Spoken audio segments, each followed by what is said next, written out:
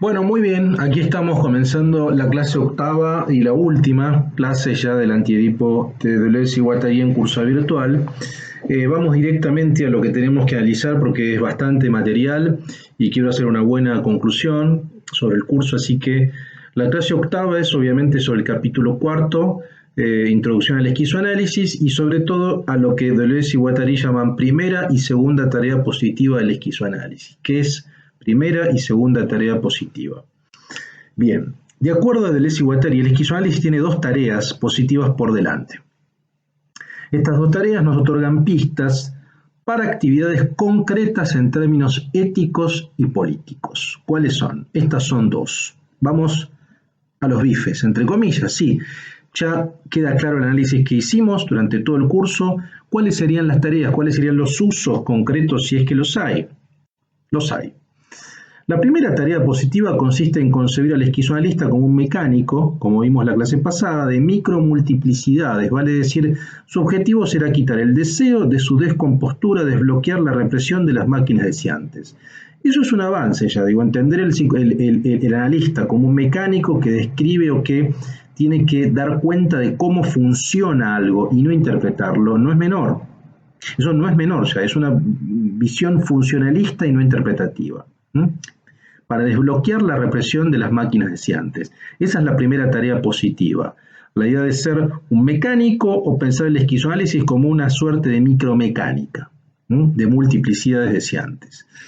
La segunda tarea positiva requiere diferenciar dos socios que implican dos catexis sociales. El término catexis aparece mucho. Catexis es, uno puede entender el concepto de catexis psicoanalítico como energía psíquica o libido unida a una representación. O sea, ¿qué es la libido? Es energía psíquica. Ahora, catexis social, lo social ya implicaría algún tipo de representación. Entonces sería algo así como una energía psíquica unida a la representación. La catexis social sería eso, ¿no? Ahora, estos socios que implican dos catexis sociales del deseo en lo molar. Dice, estas serían, ¿no? La segunda tarea, decimos, requiere diferenciar dos socios, ¿no? Estos serían la catexis paranoica y reaccionaria que subordina lo molecular a los grandes conjuntos, B1, y B2, la catexis esquizoide revolucionaria que a la inversa subordina los grandes conjuntos a lo molecular. Entonces, la segunda tarea, en cierto sentido, sería dar cuenta de dos socios. Estos dos socios implican dos catexis sociales o bien dos formaciones sociales distintas. Una formación social paranoica y reaccionaria que subordina lo molecular a lo molar, a lo jerárquico, y otra la inversa, que es una catexis esquizoide y revolucionaria que subordina los grandes conjuntos a lo molecular, a la multiplicidad. Sin embargo, esta distinción no es suficiente, pues solo se efectúa al interior de catexis libidinales inconscientes, dicen Deleuze y Guattari.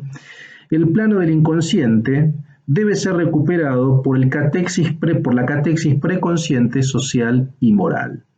Las catexis preconscientes de intereses no coinciden necesariamente con los intereses conscientes de deseo e incluso a veces una catexis inconsciente fascista puede alimentar y contrariar una catexis preconsciente revolucionaria.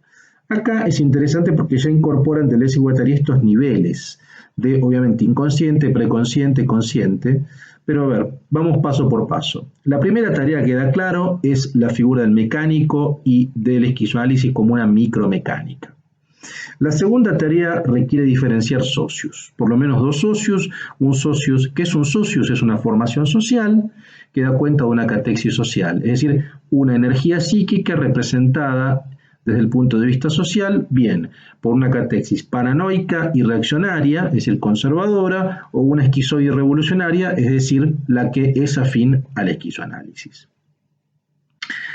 Ahora, esta distinción la podemos hacer. Ahora, el problema de esta distinción, dicen Deleuze y Guattari, es que esta distinción no se efectúa solamente, digamos, en el sentido del inconsciente, en el plano de la catexis inconsciente, sino en el plano del preconsciente o de la catexis preconsciente. Y ahí, entre inconsciente y preconsciente, suelen haber, o hay generalmente, diferencias. Es decir, no hay una univocidad. No es que un inconsciente, como dice acá, digamos, una catexis preconsciente fascista, a veces puede pertenecer a una catexis inconsciente revolucionaria o al revés. ¿Se entiende? O sea, no es que eso va alineado de manera estricta.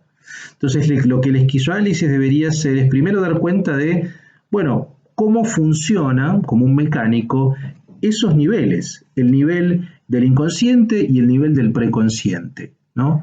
Tratar de, en todo caso, descubrir cómo funcionan y unificarlos, unificar nuestro inconsciente y nuestro preconsciente en un sentido esquizoide y revolucionario, digamos, ¿no? Bien, esta descripción implica solucionar dos problemas para Deleuze y Guattari. El primero, cómo distinguir las catexis. Según el esquizoanálisis, habría ciertos índices, esta palabra es clave, el índice, que no deben ser interpretados como el índice de sexualidad. Nuestros amores, por ejemplo, presentan índices reaccionarios, edípicos o revolucionarios anedípicos. B. ¿Cómo pasar del polo paranoico y fascista al polo esquizoide y revolucionario? Esto implica saber si la catexis esquizoide constituye una catexis real del campo histórico o es una simple utopía. Vale decir, según qué posibilidad se pasa de la fase molar a la molecular del cuerpo sin órgano. Voy a hacer un punto y quiero explicar todo esto. Bien, esta descripción de dos socios que vimos implica solucionar dos problemas. La primera es cómo distinguir las catexis. Una forma, y acá sí tenemos algo, es el esquizoanálisis o el esquizoanalista, en tanto mecánico del deseo, debería identificar lo que llaman Deleuze y Guattari índices maquínicos. En esos índices maquínicos nosotros podemos verificar el funcionamiento de nuestra vida no edípica. Un índice que Deleuze y Guattari plantean en el texto es el amor. El amor y la sexualidad, es decir, cómo vivir el índice de la sexualidad. No hay que interpretar la sexualidad, no hay una búsqueda interpretativa como en el psicoanálisis, sino ver de qué manera vivimos nuestros vínculos amorosos y sexuales, por ejemplo. A partir de esos vínculos amorosos y sexuales, el esquizoanalista puede detectar índices, ¿no? Esos índices dan cuenta de un inconsciente más afín al polo esquizoide revolucionario o más afín al polo paranoico fascista. Esa es una forma. B. El otro problema va a ser cómo pasar del polo paranoico fascista al esquizoide revolucionario. Bueno, esto implica saber si la catexis esquizoide constituye una catexis real del campo histórico o es una simple utopía. Esta es la pregunta clara, digamos, porque por un lado uno puede identificar los índices. Para ponerlo en términos muy claros, digamos, no sé, si una persona vive su vida amorosa o su vida sexual de manera, por ejemplo, no propietarista, desprivatizando sus vínculos, supongamos, sí, pensando más en términos de relaciones más libres, no familiarista, bueno, probablemente eso es un índice de un deseo o un índice maquínico afín al polo esquizoide revolucionario. Por el contrario, una relación monógama, una relación tradicional, digamos, sería indicador de otro tipo de índice, del reaccionario. Ahora, el segundo punto dice, bueno, ¿cómo pasamos de un polo a otro? Y sobre todo la pregunta esta, de si la catexis esquizoide es real del campo histórico o es una simple utopía, o es un simple norte al que uno tiene que ir. Esta es una pregunta que no hay una respuesta muy clara. Desde mi punto de vista, lo vamos a ver más adelante, sí, es una visión utópica, es una visión utopizante. Según Deleuze y Guattari, un grupo no puede conducir una revolución global, ya que esto revelaría una catexis de deseo de tipo paranoica y represiva dirigida a construir un agenciamiento molar y soberano. Toda esquicia revolucionaria es parcial, los esquizos son puntuales y niegan toda totalización. Por tanto, la instancia política válida en términos esquizoanalíticos es la micropolítica, la revolución molecular, como diría Guattari. Es decir, acá tenemos otro índice u otro indicador, que es, si un grupo busca conducir una revolución global, ya ahí tenemos una catexis paranoica, porque habría una subordinación, como decimos acá, a un conjunto, digamos, había una subordinación de lo molecular, que es lo múltiple, a un conjunto. Por lo tanto, si alguien se arroga el derecho de conducir, estaríamos dando cuenta de una catexis reaccionaria. Por el contrario, digamos, en la catexis esquizo, los que conducen, entre comillas, son las multiplicidades. No hay un grupo privilegiado, no hay una burocracia, por así decirlo, digamos, ¿no? Por lo tanto, una política, acá podemos dar cuenta que la política válida en términos esquizoanalíticos es la micropolítica o la revolución molecular, las multiplicidades deseantes, digamos, ¿no? Esto, por supuesto, implica, esto tiene problemas, puede tener puntos a favor, puede tener problemas, sí, cada uno sabrá de ustedes si le resulta más o menos interesante, pero sí, acá está lo que decíamos en las clases pasadas, está el fundamento anarquizante de la teoría del Antiedipo, es inexorable eso. Deleuze y Guattari no plantean entonces utopías autoritarias ni trascendentes, sino que propician diseños políticos libertarios e inmanentes. Esa izquierda libertaria, la que describe, critica la visión marxista tradicional, dialéctica, estatista, determinista, y Deleuze y Guattari, sin embargo, tampoco pueden ser asimilados de modo directo a la tradición anarquista clásica del siglo XIX, ya que preconizan un poder distribuido y una antropología no solipsista ni decimonónica. Se trata entonces de una mirada post-anarquista, podemos pensar, que sí comparte con la mirada clásica ácrata el rechazo de lo estatal, coercitivo, jerárquico, autoritario y representativo. La política de Deleuze y Guattari es en verdad una política del deseo que busca propiciar y crear nuevas identidades singulares y colectivas. Estas políticas de la diferencia dicen lo siguiente: siempre habrá una singularidad no representada. Por lo tanto, se trata más de micropolíticas en el marco del devenir que de macropolíticas en términos de diseños institucionales. Acá está clarísimo, digamos, ¿no? O sea, hay una visión de construcción de las singularidades. ¿Y por qué se oponen sobre todo a la cuestión representativa? Bueno, porque lógicamente, y tienen razón en eso, me parece a mí, siempre va a haber una singularidad no representada, es decir, nunca un partido va a poder representar, o nunca en un sistema de partidos va a poder haber una representación total de todas las singularidades.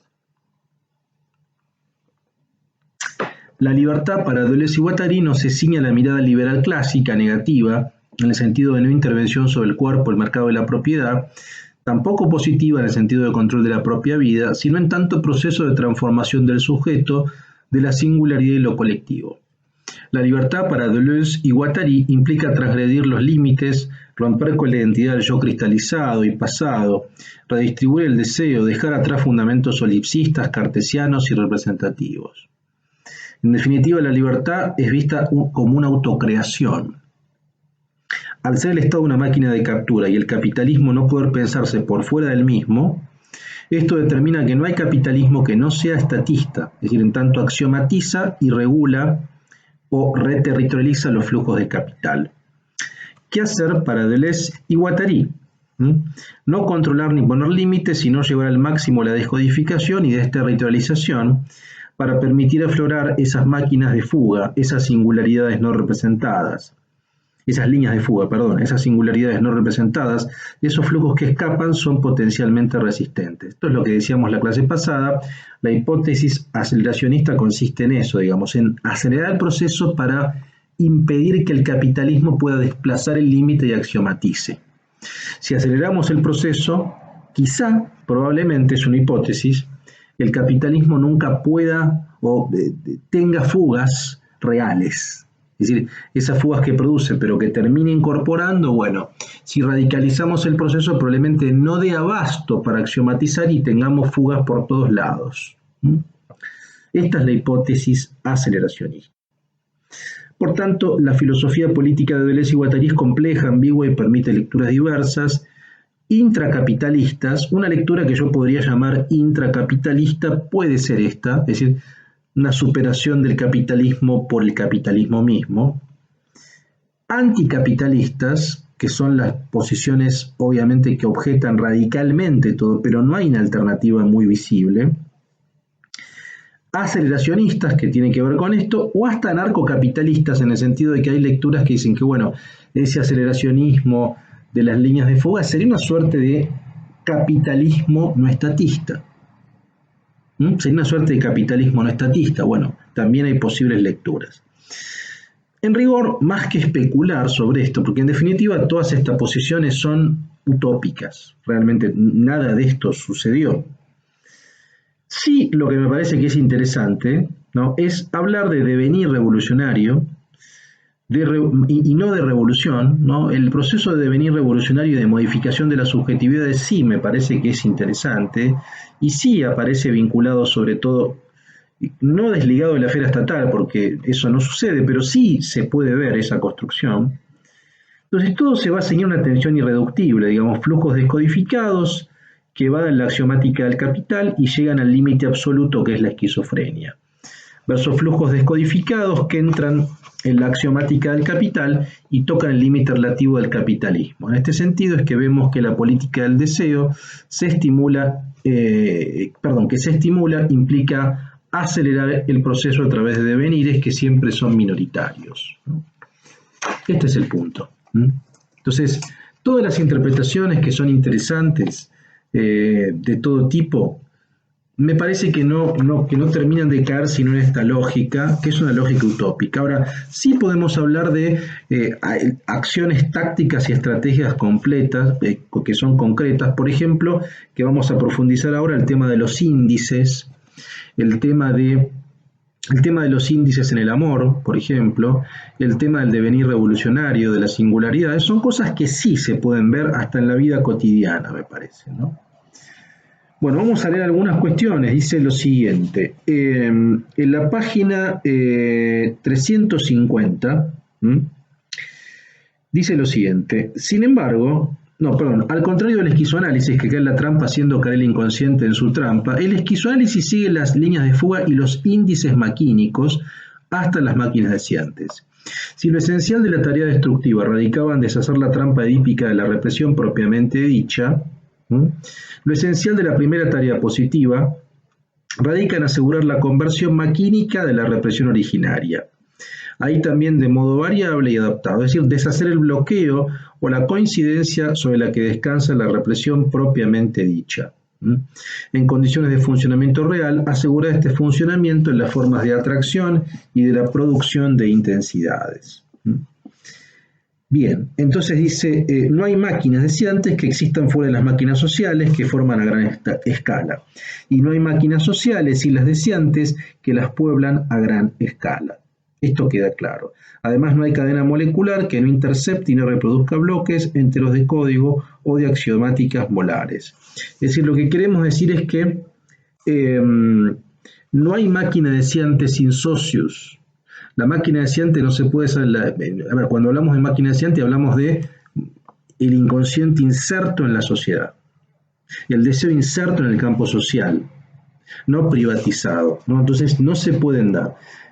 La idea de dar cuenta del funcionamiento de los índices es descubrir cómo nuestro deseo funciona inserto en lo social.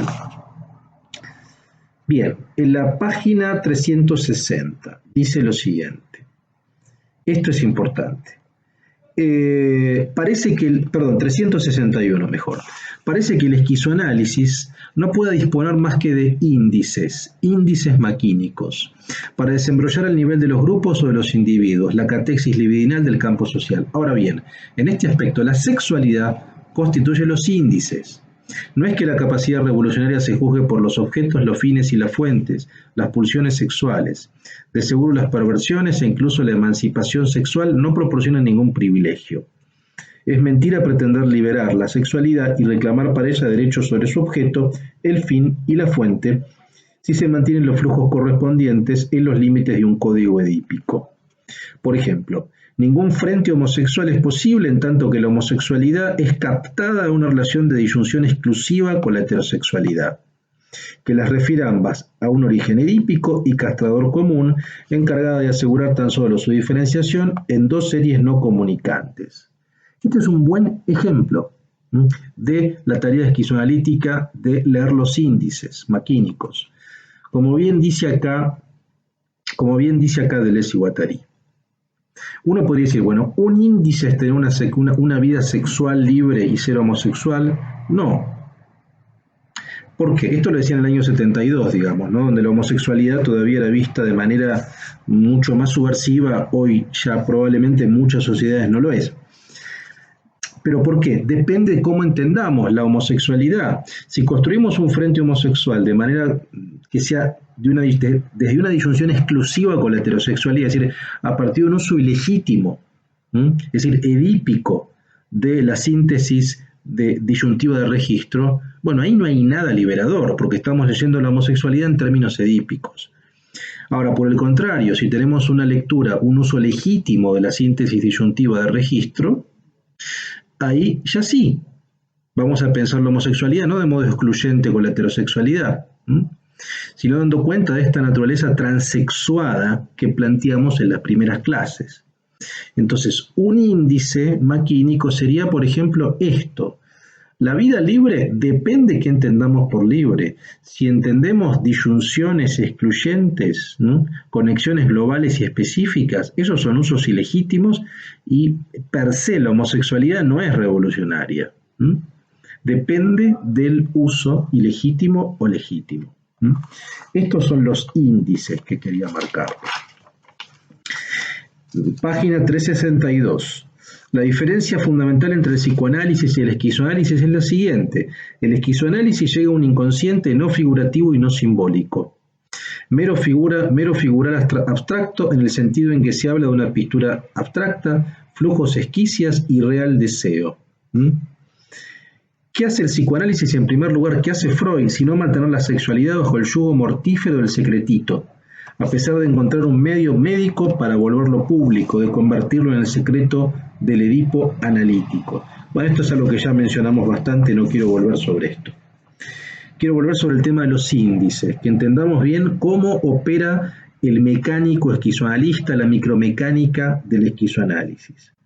Página 363, dice, un amor no es reaccionario o revolucionario. Es el índice del carácter reaccionario o revolucionario de las catexis sociales de la libido. Las relaciones sexuales deseantes del hombre y la mujer son el índice de relaciones sociales entre los hombres. Los amores y la sexualidad son los grandímetros o los exponentes. Todo ser amado o deseado vale por un agente colectivo o denunciación.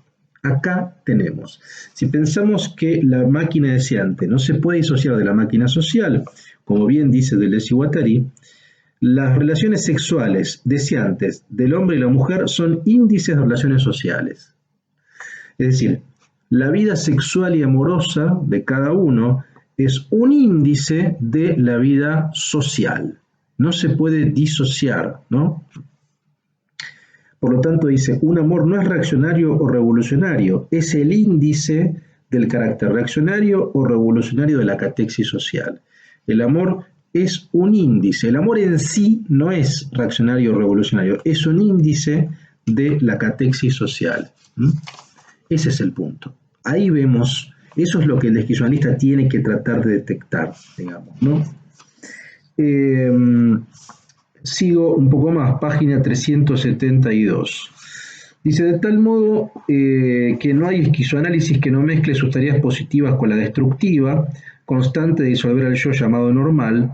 Lawrence, Miller y luego Len, que es un antipsiquiatra, lo supieron mostrar claramente. De buen seguro, ni el hombre ni la mujer son personalidades bien definidas, sino vibraciones, flujos, esquicias y nudos. El yo remite a coordenadas personológicas, de las cuales resulta las personas a su vez remiten a coordenadas familiares, y veremos a qué remite el conjunto familiar para producir a su vez personas.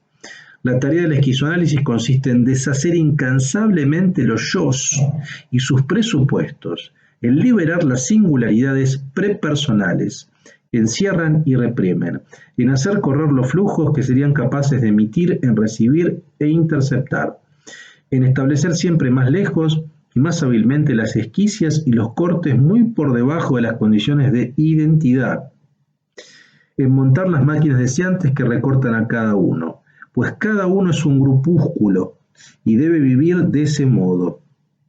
El esquizoanálisis se llama así porque en todo procedimiento de cura esquizofreniza, en lugar de neurotizar como el psicoanálisis. Esta página es muy interesante, pero quiero volver a esto, ¿no? El psicoanálisis personologiza, da cuenta de un yo cristalizado, ese yo lo remite a la esfera familiar y todo queda en la esfera privada.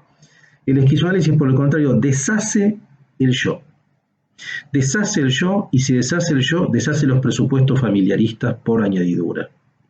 Es decir, tiene que dar cuenta que no hay yo. Acá se ve un poco el influjo empirista de Hume, digamos, ¿no? El yo, entre comillas, es solo un haz de percepciones, es solamente impresiones sensibles. Si esas impresiones cambian, el yo también cambia. Por lo tanto, el yo es un proceso de devenir. Por lo tanto, cada uno es un grupúsculo, dice acá Deleuze y Guattari. Es decir, cada uno es un haz que va modificándose todo el tiempo. No, uno está configurado por esquicias, por flujos, por vibraciones. Uno no es cerrado solipsistamente. Este es el punto central. El esquizoanálisis también tiene que deshacer ese núcleo. Página 376, vuelvo al tema de los índices, porque me parece importante insistir sobre esto. Dice, no es en verdad que bastase con cargar a la mujer pobre, la criada o la puta para tener amores revolucionarios. No hay amores revolucionarios o reaccionarios, es decir, los amores no se definen por sus objetos, como tampoco por las fuentes y los fines de los deseos o de las pulsiones. Sin embargo, hay formas de amor que son los índices del carácter revolucionario o reaccionario de la catexis por la libido en un campo social histórico o geográfico, del que los seres amados y deseados reciben sus determinaciones. Edipo es una de esas formas, el índice de una catexis reaccionaria. Por ello el amor y el deseo presentan índices reaccionarios o revolucionarios. Este es el punto. ¿Se entiende? Entonces, no consiste tanto en si uno tiene tal objeto de amor o tal tipo de pulsión, sino más bien en la forma en que eso se da. El ejemplo de la homosexualidad. La homosexualidad per se no es un índice maquínico que remita a un carácter revolucionario, por lo menos en el 72. Depende. Si esa homosexualidad es comprendida en términos edípicos, es un índice reaccionario. Si es en términos anedípicos, no, en términos revolucionarios. Entonces, no es tanto, como bien dice acá, el objeto o las pulsiones, sino las formas de amor, ¿no? Que dan cuenta de índices reaccionarios o revolucionarios. Sí, un poco más en la otra página, la 377, dice amores no figurativos, índices de una catexis revolucionaria del campo social. Deshacer la forma de las personas y del yo, no en provecho de un indiferenciado predípico, sino de las líneas de singularidad anedípicas, las máquinas deseantes. Pues hay una revolución sexual que no concierne ni a los objetos, ni a los fines, ni a las fuentes, sino tan solo a la forma o a los índices maquínicos. Entonces lo que tiene que hacer el esquizoanálisis, su tarea más importante es dar cuenta de estos índices maquínicos, de las formas de amor o de vida sexual, que van a ser índices de las catexis sociales, de los socios. Si hay mayor afinidad con un socio revolucionario o hay menor afinidad. Bueno, y la última cita, la página 390, dice lo siguiente. Es interesante porque en esta página me parece que Deleuze y Guattari dan cuenta un poco de algunas críticas que les podrían hacer, etcétera, ¿no? Dice, creemos en el deseo como lo irracional de toda racionalidad, y no porque sea carencia, sed o aspiración, sino porque es producción de deseo y deseo que produce lo real deseo. Por último, no pensamos en modo alguno que el revolucionario sea esquizofrénico o a la inversa. Al contrario, nunca hemos dejado de distinguir al esquizofrénico como entidad de la esquizofrenia como proceso. Ahora bien, esta no puede definirse más que como respecto a las detenciones, a las continuaciones en el vacío o a las ilusiones finalistas que la represión impone al proceso mismo. Esto es importante que lo aclaran porque una de las críticas fue esta, digamos, ¿no? Que le hicieron es que, bueno, han romantizado o han colocado una figura clínica que es el esquizofrénico como si fuera un revolucionario. Ellos dicen no, es un proceso la esquizofrenia, no estamos hablando del esquizofrénico en sentido clínico. De hecho, el esquizofrénico en sentido clínico obtura el proceso deseante, ¿no? Además, y sobre todo, no buscamos ninguna escapatoria al decir que el esquizoanálisis nato que tal no tiene estrictamente ningún programa político por proponer. Son claros. Si tuviese uno, sería a la vez grotesco e inquietante. No toma por partido ni siquiera por un grupo y no pretende hablar en nombre de las masas.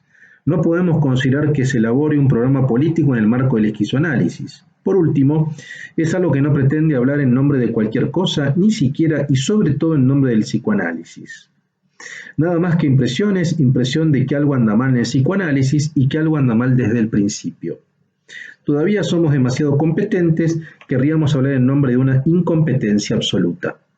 Alguien nos ha preguntado si habíamos visto alguna vez a un esquizofrénico y no, nunca lo hemos visto. Si alguien encuentra que en el esquizoanálisis algo va bien, no hablamos para él y para él retiramos todo lo que hemos dicho. Entonces, ¿cuál es la relación del esquizoanálisis con la política, por una parte, y con el psicoanálisis por otra?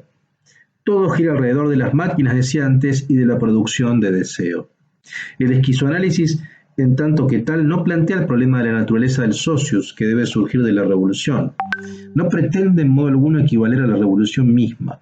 Dado un socius, tan solo pregunta qué lugar reserva la producción deseante, qué papel motor tiene el deseo, bajo qué formas se realiza la conciliación del régimen de la producción deseante con el régimen de la producción social. Entonces, este es el punto. No hay un programa político que propone el esquizoanálisis. El esquizoanálisis gira en torno a la máquina deseante y la producción del deseo. Y da un socius, es decir, una formación social.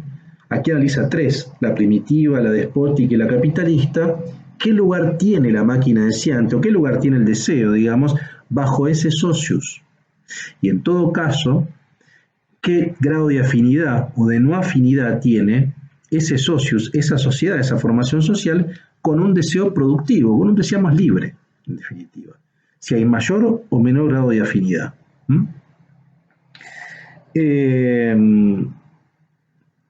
Bien, bueno, esto lo dejamos y quizá podríamos, para cerrar, leemos la última página. Dice cuál es por último. La última página, luego ustedes saben, hay un apéndice muy breve en el texto, que esto lo voy a dejar, me parece que con esta parte está bien. Dice cuál es por último la oposición entre el esquizoanálisis y el psicoanálisis, en el conjunto de sus tareas negativas y positivas. No hemos cesado de oponer dos clases de inconsciente o de interpretaciones del inconsciente.